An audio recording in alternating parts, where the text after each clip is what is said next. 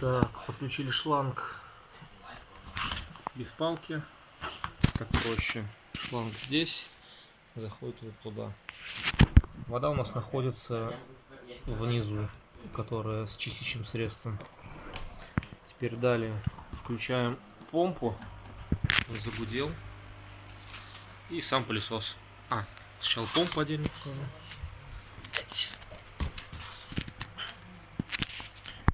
Ну, где фокус? Вот. А сейчас уже с пылесосом ничего слышно не будет.